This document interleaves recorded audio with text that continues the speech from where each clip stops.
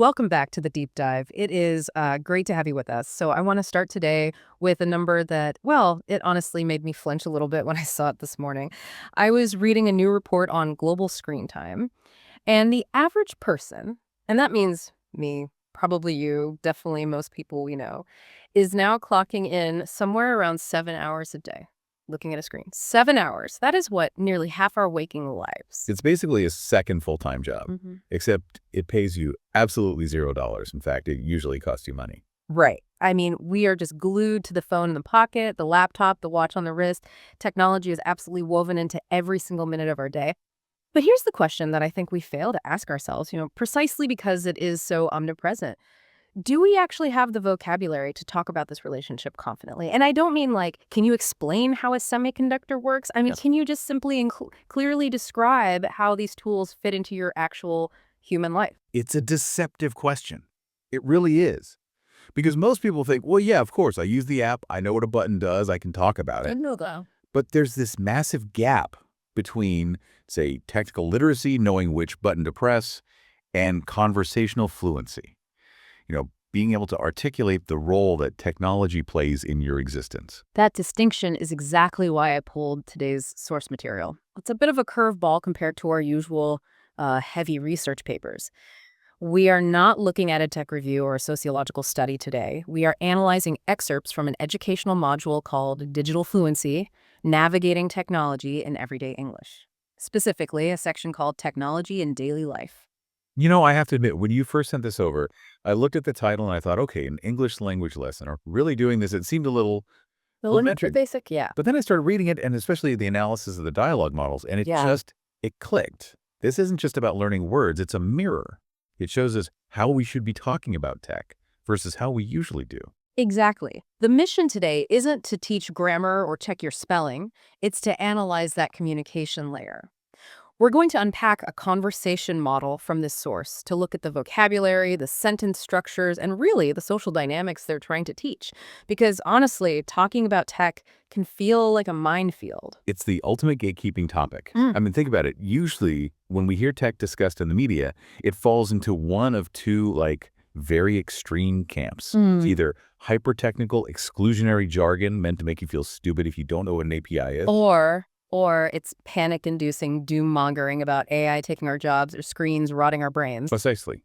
It's either high anxiety or high complexity. And what's so fascinating about this source material is that it explicitly counters that.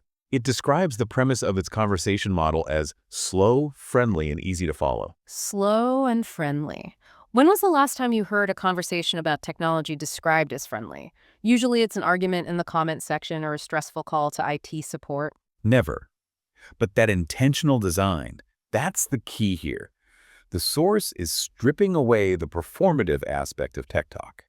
You know that feeling when you're talking to a developer friend or maybe a younger cousin, and you feel the need to use buzzwords just so you don't sound like a dinosaur? Oh, absolutely. I start throwing around words like latency and bandwidth and just hoping I'm using them right so they don't look at me with pity. Right. This source says, stop that. It creates a safe space. It creates a vibe, to use a modern term, that mirrors how friends actually chat. It removes the pressure to be an expert and just focuses on being a human being who happens to use tools. Connection over precision. So let's get into that human element because the source introduces two specific characters to drive this conversation. And we have speaker A and speaker B. Yeah. And I have to say, reading through their profiles, it felt like, I don't know, looking at two different species or maybe just the two conflicting sides of my own brain. It's a classic duality. The source uses them to represent the two primary functions of tech in the modern world. Let's look at speaker A first. How did you read that character? Speaker A is the person I aspire to be on a Monday morning. This is the utility persona. The source highlights that speaker A focuses entirely on productivity. They talk about using tech for work, for communication, for managing daily tasks. When speaker A looks at a phone, they see a Swiss Army knife, a calendar, an email client, a tool. Yes, for speaker A, the relationship is transactional. I do X to achieve Y. It's efficient, it's logical. But then you have speaker B.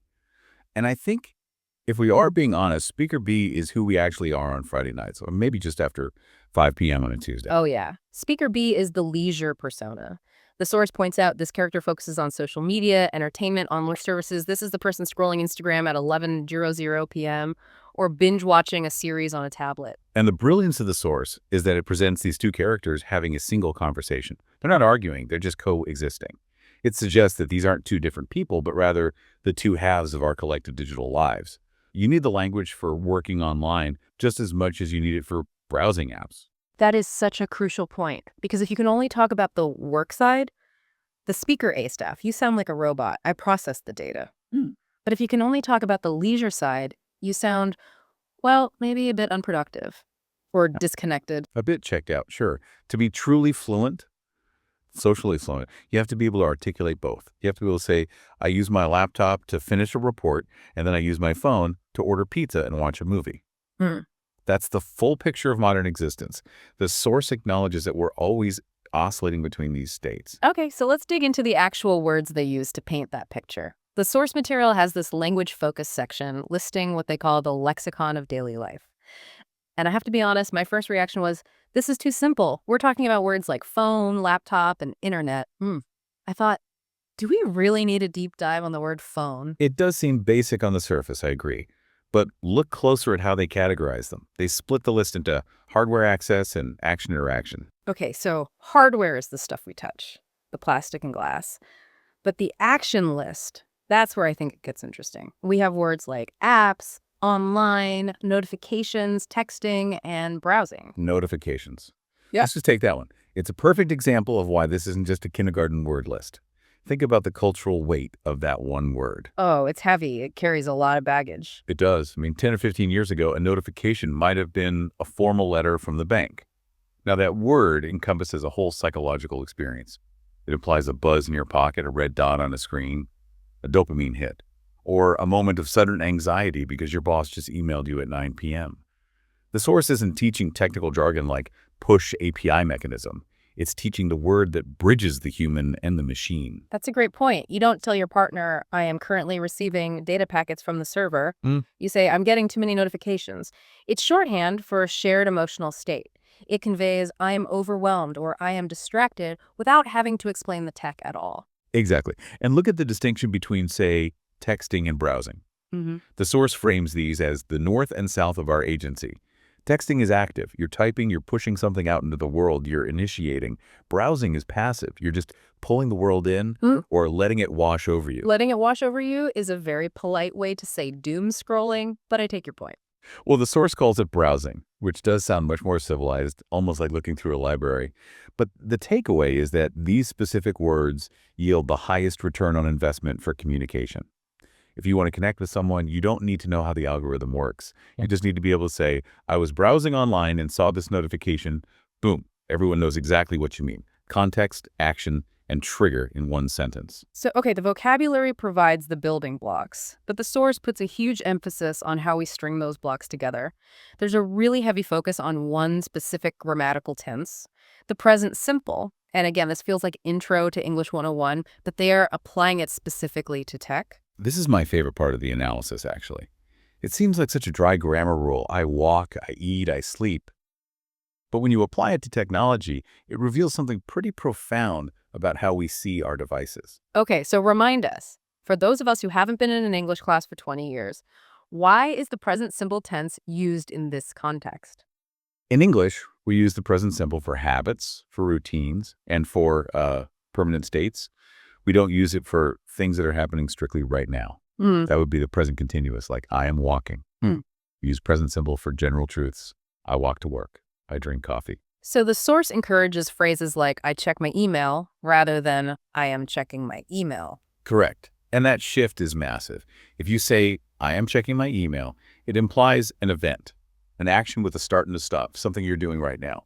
But if you say, I check my email every morning, you are defining it as a permanent feature of your life. Technology has ceased to be an event. It's now a state of being. It's a standard operating procedure. It's part of the firmware of your day. Exactly. And the source gives these specific sentence starters to practice. I use it for, and it helps me. And this is the big one. I usually, That phrase is so much heavy lifting. I usually check Instagram before bed. I usually have my phone on the table. I usually codifies the behavior. It tells the listener, this is who I am. This is my routine. And the source notes that these simple structures allow a speaker to explain these complex dependencies without getting tangled up. You don't need to explain why you're dependent on the calendar app. You just say, it helps me organize my day. It just strips away the complexity. I think that's where the confidence piece comes in. If I try to explain how my smartwatch tracks my sleep using accelerometers and all that, I'm going to stumble. I'll sound unsure. But if I just say, I use it to track my sleep, I sound like I own the tech rather than the tech owning me. That is the key. It's about agency. The source promotes this idea that by using simple, direct language, it helps, you're framing yourself as the active user, the protagonist of the sentence. I use the phone, not the phone distracts me. But let me play devil's advocate for a second. We talked about speaker A, utility, and speaker B, leisure. Does this present simple structure work for both? Or does it sound a little weird when you talk about, wasting time? Oh, it absolutely works. In fact, it might be even more important for speaker B. There's a lot of shame wrapped up in our leisure habits. We feel guilty about being on our phones. We feel like we should be doing something better. True. There's definitely a tech shame element. Right. So if you can simply say, I use this app for entertainment, or I browse social media to relax, you're normalizing that behavior. You're taking the stigma out of it. The source encourages this non-judgmental framing. It's just a statement of fact. I use it. It removes the emotional weight and just treats it as a function. And that brings us to the methodology the source suggests. It has this instruction to pause, repeat, and practice along. And it explicitly connects this to real-world application. It says this will help you talk to friends, coworkers, or classmates. This is the social bridge concept. Mm-hmm. Technology is so often isolating. We're all staring at our own private screens, interacting with algorithms tailored just for us. But talking about technology is deeply social. It's a shared experience. So the goal isn't just to talk to yourself in the mirror about your phone. No, not at all. The source claims this helps listeners explain how technology fits into your everyday life. I love that phrasing, how it fits. It implies that your life is a puzzle, and these devices are just pieces. When you can articulate that fit, you're telling the story of your day. It's narrative building. Precisely. When you say, I use my laptop for work, but I turn it off at 6 p.m. and switch to my tablet, you aren't just listing devices. You're describing your boundaries. You're describing how you separate labor from leisure. That is true fluency. It's the ability to share the architecture of your reality with another person. And for the learner profile, the source mentions the person who maybe feels a bit insecure about their English or their tech literacy. This focus on short, clear sentences must be such a relief. It's a lifesaver. We often think intelligence means using long, convoluted sentences with $10 words. We think we need to sound like a professor. But in reality, the most effective communicators are the ones who can say, I use this app to track my budget, and everyone in the room just nods. The source validates simplicity. It says, clarity is better than complexity. I wish more tech manuals would take that advice to heart. Don't hold your breath on that one. Technical writers love their complexity. But for the rest of us, simple is better. So let's recap where we've been. We started with this idea that we spend half our lives on screens, but, we lack the language to discuss it. We looked at a source material that offers a slow, friendly model to lower the stakes and remove the anxiety. Right. And we met speaker A and speaker B, the productive and leisure sides of our brains, and saw how they can coexist in a conversation without judgment. We deconstructed the vocabulary words like notifications and browsing and realized they're actually emotional maps of our day.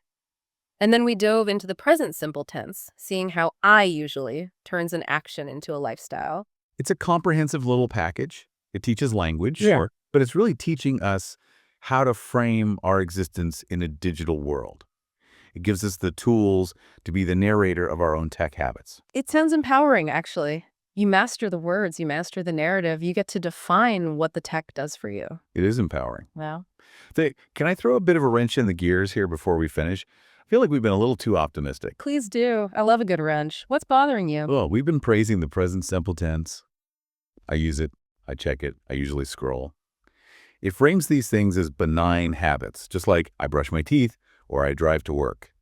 Makes it sound stable, controlled, intentional. Right, it normalizes them. It makes checking your phone sound as natural as drinking water. But here's the provocative thought I want to leave with you. The source doesn't explicitly discuss addiction, but the grammar. It hints at it. If we use the present simple tense to describe these habits because they're routines, at what point does that grammar start to mask a dependency? Ooh, that is interesting. You mean, when does I usually check my phone actually mean I cannot stop checking my phone. Exactly. The language makes it sound like a conscious choice, a routine. I check my notifications every 10 minutes. That sounds like a schedule. But the reality for many of us might be compulsive. By saying, I check my notifications in that calm, simple tense, are we using grammar to gloss over a loss of control? That is heavy. It's like the grammar is providing cover for the compulsion. It's just what I do versus it is what I have to do to feel normal. The source doesn't go there. It keeps things light and friendly, but it's the shadow side of digital fluency. Once you're fluent enough to describe the habit, you have to be self-aware enough to question it. Is I usually browse until 2 a.m. a routine you want to keep? That puts a whole new spin on the idea of fluency. It's not just about speaking clearly, it's about seeing clearly. It's about describing your reality so you can actually look at it and decide if you like it. Precisely. The words are the mirror. And if you don't like what you see in the mirror, you don't blame the mirror, you change the habit. That is something I'm definitely going to be thinking about the next time I casually say, oh, I usually scroll for a few minutes before sleep. Am I describing a habit or excusing a vice? It's worth observing. The first step to changing a habit is naming it correctly. Well, on that slightly terrifying but necessary note, we want to thank you for joining us on this deep dive. I encourage you to listen to your own conversations about technology today. What words are you using? Are you speaker A or speaker B? And are you speaking the present simple truth about your habits or just reciting a script? Awareness is everything. Thanks for listening, everyone. We'll catch you on the next one.